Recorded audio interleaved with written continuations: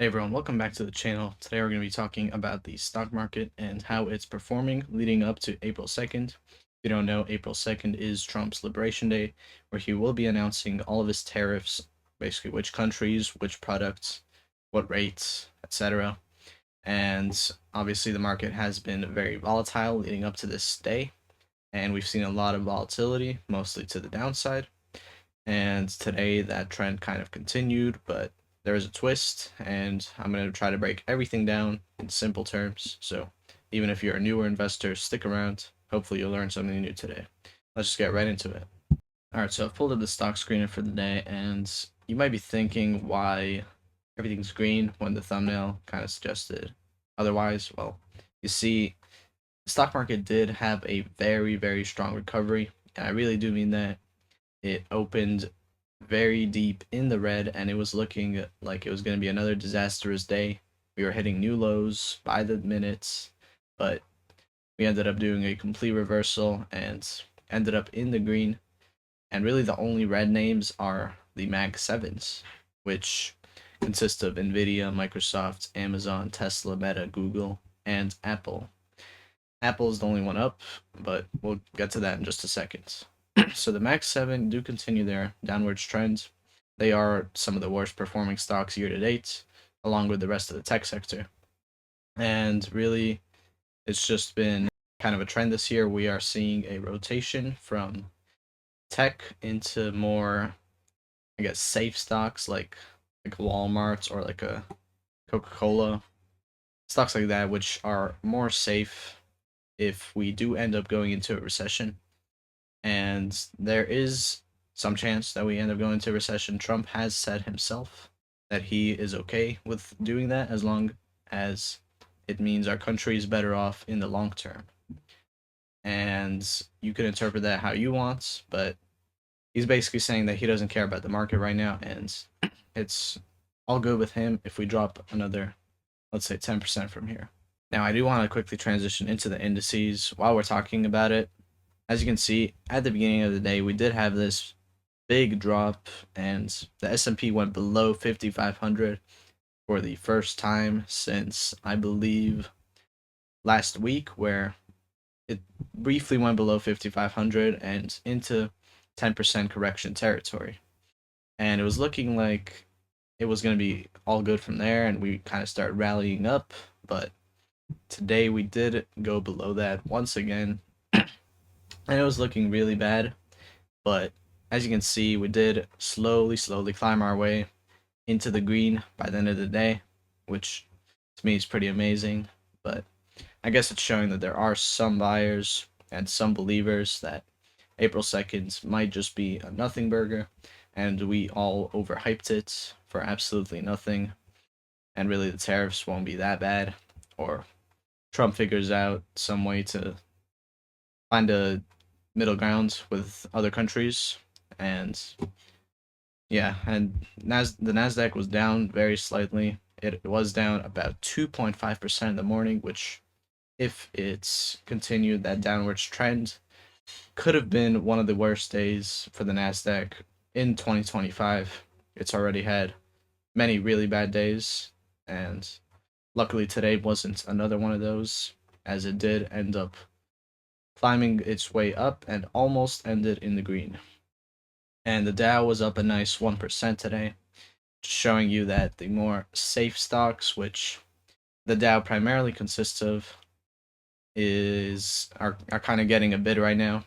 And obviously the Nasdaq was red, meaning tech continues to get sold off, which I think is just because of all this uncertainty, and also just kind of the AI trade kind of dying down, to be honest.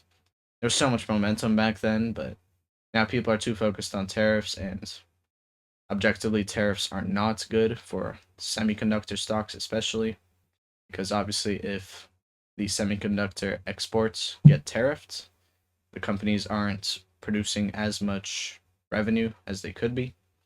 So I guess that kind of does make some sense. Let's quickly talk about Apple. So Apple did get a price upgrade from a firm. I forgot which one it was. Might have been Morgan Stanley, but they basically said that Apple is due for a pretty good year in 2025 because their iPhone sales have been getting better, and yeah, it was just a good upgrade for them because Apple stock actually has declined quite a bit since its high. It was actually one of the most resilient stocks going into this crash, and it was able to hold up its uh, high valuation, I guess, for a longer time than most of these other stocks, but eventually did take a beating, and it's been recovering quite nicely ever since. Okay, now I do want to talk about something pretty important, which a lot of people might not like to hear, including myself, really. I don't really like thinking about this, but these 10% corrections that we do get them once every year on average, sometimes once every 2 years. We did actually get one in 2024 and in 2023, and both of those years were obviously amazing. They were both 20% years for the S&P 500, which is absolutely exceptional, and just comes to show that the markets do pull back from time to time, and it's kind of a part of the stock market. Obviously, stocks can't just go up in a straight line forever. But the more interesting aspect of this is that actually some of the foreign markets are doing just fine this year. Like we have the European markets, which are definitely green year to date, probably by about 10%, which is just great. Then obviously China has been doing amazing. Stocks like Alibaba or Temu, they're all up anywhere between 20 to 50%, which is also just great. Obviously, so if you've been in those sectors or in those regions, you've done very well this year. And really, the only kind of sector, even in the US market, that hasn't been doing great is the tech sector. Because if I switch to year to date, you'll actually see that there are a lot of green stocks in this outer ring. Actually, a majority of them are green. And really, it's just this inner kind of area that's mostly in the red. And these are all tech stocks. And tech just doesn't do well in the environment that we're in, where we have so much uncertainty. We have no idea what Trump's going to say tomorrow. He could tweet that, like we're putting 100% tariffs on the whole world, and stock market's obviously going to believe him because stock market reacts to everything and it overreacts to everything, both to the upside and downside. And that's what causes some of these more risky stocks like a Tesla or an Nvidia to drop, more than you would want. But ultimately, they will come back to their highs as long as April 2nd isn't a disaster, and as long as inflation continues coming down, which it has been, and as long as the consumer is fine, as long as we don't enter in a recession, as long as earnings growth is still here, and all these things have been intact so far.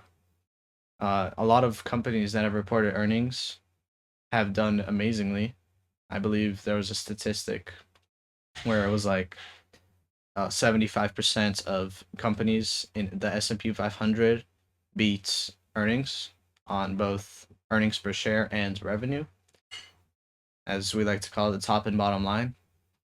And that just shows you that earnings growth is just doing phenomenal, and it's really at levels that we've not really seen before. And sometimes the stock market does get overvalued, and we definitely saw that in 2021. Back then, a lot of stocks were going up thousands of percents for absolutely no reason, and obviously that was a big bubble, and everything crashed back then by, like 50-60%. Some stocks had it even worse, and a lot of stocks actually haven't recovered from the 2022 bear markets. But really, with this earnings growth and with this good of, well, at least what seems to be this good of an economy, I really do think that these stocks are starting to get cheap here. And I don't think that we're going to see Nvidia down 50% or Amazon down like another 20% from here. Like, I just feeling that there's no way that's happening with all the positive factors that we have currently. And, fear does kind of come and go. And right now it's at pretty much an all time high. The fear and greed index is showing extreme fear. Basically, if you don't know, the fear and greed index is a tool that we kind of use to measure the sentiments of the stock markets, and it was in the greed section for the majority of 2024. And as we started kind of selling off at the beginning of this year, it did start to turn sides, and now it has been in extreme fear for around like 2 months now, which is just a really long time. We usually bounce back when it gets to that area, but yeah, I really do think that we're gonna get some kind of bounce soon. It really all depends on April 2nd, which is what I've been saying for the past couple of videos, and luckily in just 2 days I can stop talking about this day, and we could just start figuring out what Trump really wants.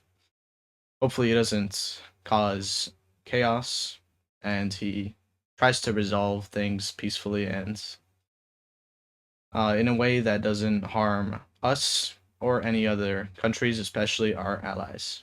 And, as long as we don't start some kind of major trade war, I do think that these stocks will be taking a breather pretty soon. So, really, just during a 10% correction like this, it's you might be tempted to sell everything or like just take your money and run. And it's okay to take some profits. Like, I'm definitely not saying that's a bad thing, but like selling everything after it is already down like 10% is kind of silly, really. But obviously I'm not here to give financial advice. This is just my opinion. So yeah, I think we're just gonna call it there. Uh, Today was a green day, but it was looking in the beginning like it was gonna be a super red day. Luckily, we did end up rallying into the close, and I guess we'll see where things take us tomorrow, which is going to be one day before April 2nd, and also April Fool's Day. So maybe we'll get something interesting, either from the stock market or from Trump, or yeah. Anyways, I hope you enjoyed the video. I'm going to be back tomorrow and Wednesday, and I'm going to continue trying to break down the stock market in simple terms so that it's clear and understandable, even for the newer investors. I hope you learned something today and hope to see you next time.